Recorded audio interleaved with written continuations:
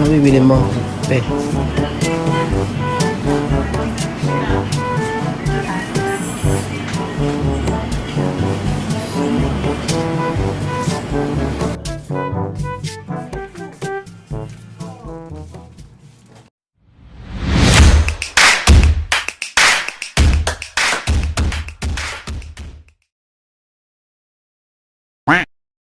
Hi mga ka-good vibes! For today's video ay meron kaming pupuntahan na madalas namin kainan dito sa Bulenyo na pansitan dito sa Malabon.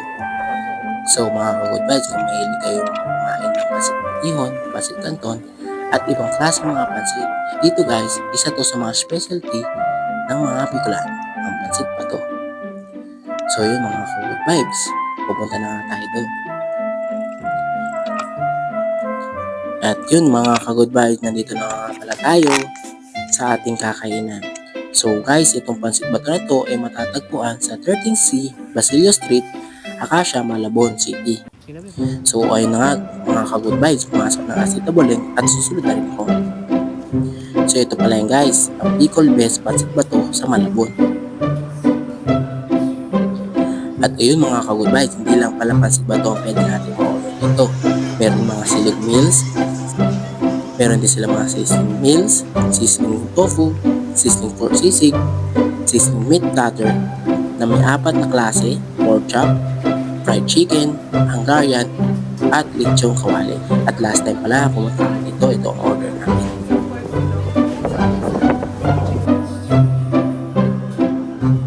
So yung mga ka-good vibes, ito pala ang pansit bato nila dito na pwede natin order at ang ilang toppings.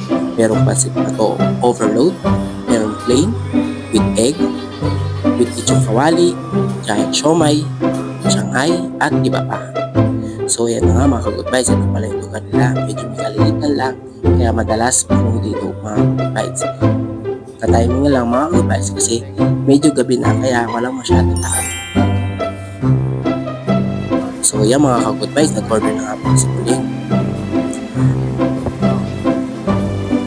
Ito pala ang order namin, pansit bato with lechong kawali, at nag-order rin kami ng pork giant siomai with fried rice. So yan mga ka-good vibes, kain na tayo.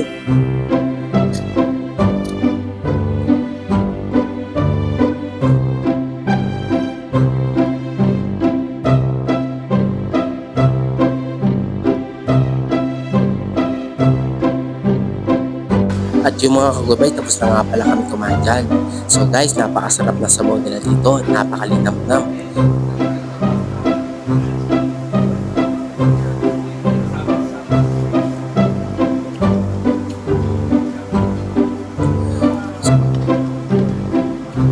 So yung mga ka-good vibes, kung hanap nyo yung pansit bato na mula pa sa Bicol, ay meron na dito sa Malabon. Kaya yung mga ka-good vibes, punta na kayo dito sa 13C Basilio Street, Acacia, Malabon.